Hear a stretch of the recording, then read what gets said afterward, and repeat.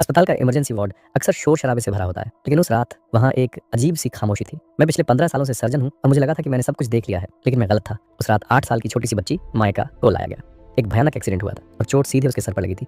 नुकसान बहुत गहरा था। जब मैंने उसके माता-पिता को बताया कि माइका अब शायद कभी चल नहीं पाएगी, तो जैसे उस कमरे की छत ही गिर गई। उसके पिता सदमे में बाहर चले गए और माँ उन्हें संभालने के लिए पीछे भागी। कमरे में मेरे साथ रह गया उनका छोटा बेटा, 5 साल का कबीर। कबीर एक बड़ी-सी कुर्सी पर बैठा था और उसने अपने नन्हे हाथों में एक सुपर हीरो वाला खिलौना पकड़ा हुआ था। मैं उसके पास बैठा और उसकी आंखों में देखा। वो आंखें बहुत कुछ पूछ रही थीं। उसने धीमी आवाज़ में कहा, "डॉक्टर अंकल, क्या दीदी अब कभी नहीं खेलेंगी?" मैंने उससे कहा कि हम पूरी कोशिश कर रहे हैं, लेकिन दीदी के पैर बहुत थक गए हैं और शायद अब वो कभी नहीं उठेंगे। वो रोया नहीं, उसने बस अपनी गर्दन झुका ली। कुछ देर बाद मुझे एक दूसरे पेशेंट के लिए जाना पड़ा, लेकिन जब मैं वापस आया तो कबीर वहाँ नहीं था। मेरे हाथ-पाँव फूल गए। मैंने सिक्योरिटी को बुलाया, मुझे लगा वो कहीं बाहर सड़क पर ना चला गया हो। हमने पूरा अस्पताल छान मारा और आखिरकार वो हमें फिजिकल थेरेपी विभाग के डेस्क पर मिला। वो वहाँ काउंटर पर चढ़ने की कोशिश कर रहा था। उसके एक हाथ में उसका पसंदीदा खिलौना था और दूसरे हाथ में उसके अपने छोटे से जूते। उसने नर्स से मासूमियत से कहा, "मेरी दीदी को मेरे पैरों की ज़्यादा ज़रूरत है। क्या आप मेरे पैर काट कर उन्हें लगा सकते हैं? मैं तो घिसट कर भी चल लूँगा।" यकीन मानिए, उस वक्त वहाँ मौजूद हर शख्स की सांसें थम गईं। जब हमने माइका को बताया कि उसके छोटे भाई ने उसके लिए क्या करने की कोशिश की, तो वो अपनी चोट का दुःख भूल गई। एक्सीडेंट के बाद पहली बार उसके चेहरे पर एक मुस्कान थी, क्योंकि कभी-कभी सबसे बड़ी दवा किसी फार्मेसी में नहीं मिलती, वो मिलती है एक बच्चे के उस निस्वार्थ प्यार में, जो आपकी दुनिया संवारने के लिए अपनी पूरी दुनिया देने को तैयार हो जाता है।